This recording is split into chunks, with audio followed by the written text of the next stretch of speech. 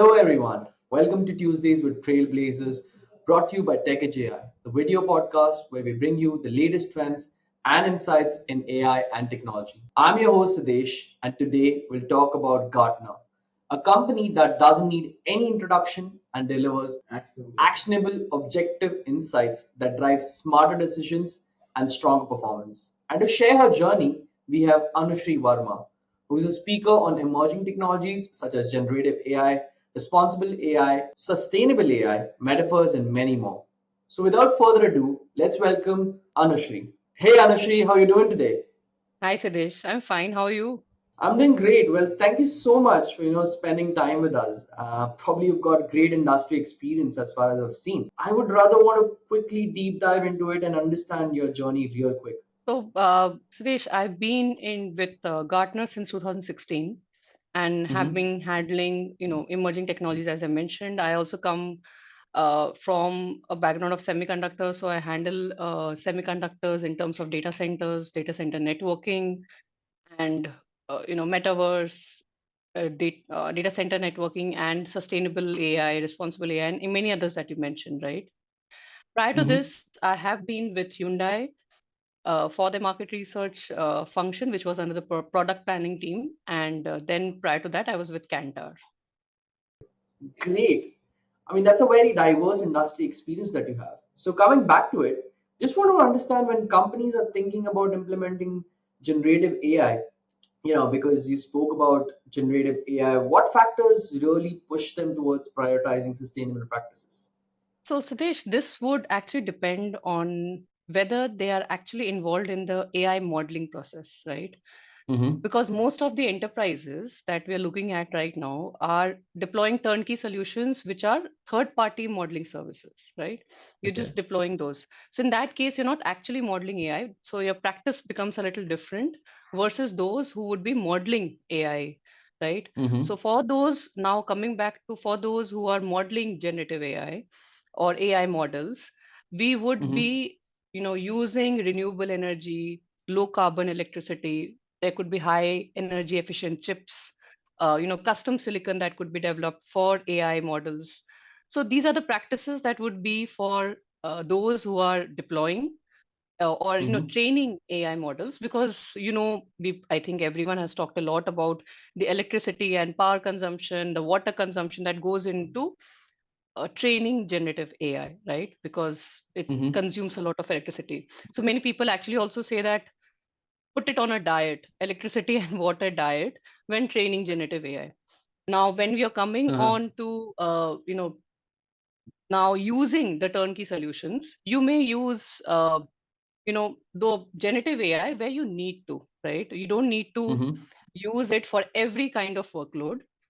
You can use it for example, the use case can define the usage of generative AI. So many times people are just wanting to Mm-hmm. deploy, or enterprises are just wanting to deploy generative AI anyways, right? And then find a True. use case to deploy it. It should be the either way around. It shouldn't be that every use case demands generative AI.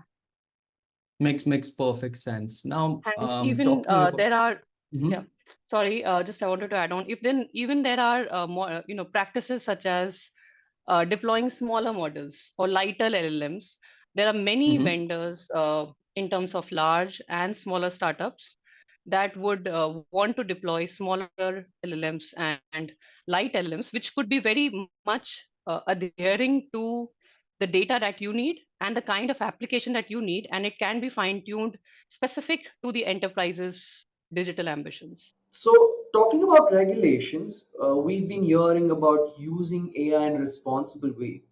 I mean, regulations are playing a big role on responsible AI. How do you see these regulations impacting companies and encouraging them to be more accountable with AI technology? So first of all, understanding what is responsible AI should be, critical. So AI is actually not a particular definition like generative AI. It doesn't have that kind of a definition, but it would be an umbrella term that defines the business and ethical practices for adopting AI models, right? Mm-hmm. So if you're looking at, for example, it puts the responsibility on the organization to deploy generative AI or AI models when they're using it for generative AI, the ethical practices. For example, just let's take an example of a e-commerce platform that makes Mm-hmm. product recommendations for its customers, right? And it starts making racial kind of product recommendation. It has a racial bias, and therefore, there is a controversy that etches up, and there are legal implications. There's a whole lot of trending aspects on the social media, the brand reputation loss, and so on. So what happens in those things, kind of situations? We are looking at the application team talking about, finger pointing at the data science team internally within that organization, right? That who has gone wrong. Now, the data science team will say that this is the kind of data that was given to me by the collection Mm-hmm. agent, the data collection team. And that's why the model was trained in this way. Now, Got it. where is the responsibility in the entire organization for that racially biased data that was put forth towards the customer? Whereas the legal team would be, fighting against all those legal aspects and compliance issues that it needs to be put, right? Mm-hmm. Now, in that case, we need to have responsible AI practices within the organization, properly set up, and the definition varies by the organization itself as well. So it is not necessary that there is a blanket definition across the Mm-hmm. enterprises. The definition varies in terms of whether you're a vendor, which industry are you, which what kind of social and ethical practices does your organization have, right? It is very different for different organizations. So that would so those are the parameters that should be considered when you're looking at responsible AI, and therefore regulations start having a lot of impact on the responsible uses, because you the as an organization become you know entitled to have responsible AI Mm-hmm. practices. Well, that's a great piece of information. I mean, actually had a question about networking infrastructure as well. So, how do you possibly think networking infrastructure needs to evolve to handle increasing demands of AI-powered technologies? Yes, very diverse. So, as you said, we are so definitely now, for generative AI workloads, we're looking at accelerated computing and high performance computing, right? So traditional Mm-hmm. IT workloads had single servers that were using or being used to run generative AI, to run AI workloads. Now, when we're looking at generative AI, we need to have these high demand workloads. These workloads demand multiple servers that need to be interconnected to run them simultaneously. So there are clusters, generative AI clusters, that are built within these clusters. There needs to be high bandwidth networking for them to regularly interact within each other. So there can be, for Mm-hmm. example, Ethernet, lossless Ethernet. We are looking at ultra Ethernet by 2026-27. We are also looking at InfiniBand. Going forward, InfiniBand is being deployed with the GPUs, the highly the popular GPUs that are used right now. Everyone knows about it now. So there are different networking technologies that are being looked at, but traditionally networking technologies are not adequate enough, except a few that can handle these demanding workloads. So therefore there Got it. are progressions that are being made in each of these networking technologies to advance and being used in these AI clusters that are built specifically for generative AI workloads. Makes perfect sense. Now, I know I'm taking you over right from North Pole to South Pole again, but I'd love to get back to generative AI because it's kind of a hot topic in today's world, right? So, what do you think about the market implications of generative AI influencing organizations' overall strategy? How does that happen? And are we talking about total business model makers out here? So, see, generative AI, as we put it in a hype cycle, it's at the peak of inflated expectations, right? Mm-hmm. What does that mean? It means that we are expecting a lot from generative AI Mm-hmm. in terms of the outcome. Now, the market is demanding that. Everyone is rushing. Most of the enterprises are expected that they will deploy generative AI in the next 12 to 24 months. if they haven't done so, right? Whether it is a pilot use case or it is a larger use case that they're looking at, or a small POC, we will look at all the enterprises almost deploy generative AI, right? So in Mm-hmm. that case, every enterprise is going to be used to working with those kind of applications, the skills that will need to be developed within the employees, because we're not just talking about automation of jobs, right? The initial headlines have True. been, right, automation of jobs are happening, people are losing jobs, right? But it's actually generative AI is not meant, that's the AI kind of an outcome. But generative AI is supposed to augment the worker with their kind of work that they're doing. So even if it is content development, they're supposed to develop the content in a shorter span of time, right? That's what happened with the laptop age or the computer age or the smartphones age. It was supposed to ease the work that we're doing. That's what generative AI is Mm-hmm. supposed to do, augment our work. Perfect. So if I were to put this out, the future is looking pretty Gen AI fight, right? I mean, if that's how I were to put it, right? Yes. So, but with all this new technology, how can businesses ensure that they are integrating Gen AI in a sustainable way? I mean, what are some of the key steps that they can take? Yes, I think this is going to be critical going forward as Mm-hmm. well, uh, because we can't just keep training, AI models, in an endless way, right? Buying nuclear True. plants and to just use the electricity. So some of the steps that I outlined at the start as well. So using, Mm-hmm. if you're in the AI, modeling process, so using, electricity and water diet kind of a process. Wherever the workload is required, you're using generative AI. Wherever the workload demands it, you're using generative AI. The use case should demand generative AI and not vice versa, Mm-hmm. right?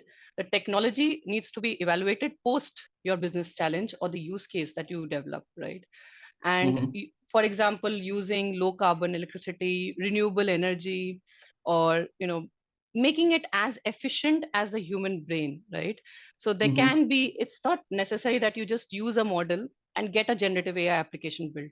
It should be efficient as well in terms of the output that you're getting, right? So Mm-hmm. using those kind of methods to adopt sustainable AI will, take it forward. Perfect. That makes total sense. Now, this is one of the questions that actually our audiences are keen on. Talking about AI, there's always a divided opinion on how AI can be leveraged in the near future. There's always people who are on the side of pros, there are always people who are on the side of cons. So, how they can see AI being going, how can they see AI in the near future? What are your takes about it? And what's your opinion about it? Definitely going to be implemented everywhere. It's going to be a part of us, right? We are not even going to, really realize how it percolates in our day-to-day life, right? Mm-hmm. But then yes, it's so every digital technology goes through their phases of responsible usage, right? True. So sometimes in generative AI, for example, we are still at the very early start, and regulations, thankfully, have been right from the start. They have started coming in. So whether it is US, whether it is Europe, whether it is raised by, for example, in India, we have the DPDP, Data Protection True. Act, that is coming to place. So there are certain aspects that are helping to regulate generative AI, and it will even increase further. Things like social media, we have seen that going out of control because there wasn't Exactly. enough regulations that were put into place. So that is when you learn by resolving conflicts. That's the phase two of responsible usage. So that, so in terms of generative AI, we are definitely still at a very early start. But going forward, we are going to see more regulations coming in terms of regulating this industry, the way it is deployed. There needs to be fairness and explainability of the data that is going to put in. So data is going to become very important going Perfect. forward. So, in terms of regulations, you spoke about social media and regulations that come across with AI as well, right? Do you think we could be more proactive? Because I consider that we kind of being more situational right now in terms of making sure the regulations are in place. Do you think we could be more proactive? And is that the way to go ahead? There are also fallouts of being proactive because you control the Mm-hmm. innovation that happens. So I think India at least is has a good stance at this point in time. Mm-hmm. We are not controlling the innovation. That's why we have a lot of generative AI startups. In fact, when I'm talking about generative AI or to several vendors, there are many vendors in India which are smaller startups, and there is a Mm-hmm. booming ecosystem that is actually developing for generative AI. So it's the applications, although would be in the West as of now, but we are the Mm-hmm. backbone of developing those generative AI applications or the engineering that goes behind those applications, right? So at that point on, from that point of view, we are looking at, regulations. Yes, it needs to be, within the consumer rights. We need to have Mm-hmm. privacy bills. We need to have, not racial or explainable data, but we can go step by step and take it slower than not just jumping on it and just closing down the applications or barring the use of generative Perfect. AI. Thank you so much. I mean, that was really, really insightful. And thank you so much for your wonderful insights. I really enjoyed hosting you on our podcast, Tuesdays with Trailblazers. So thank you all for joining us today. If you enjoyed this episode, please subscribe and leave us with a review. Until next time, stay tuned with TechEdge AI for more insights into all things AI and technology. Till we meet again, signing off, your host, Siddesh. Thank you so much.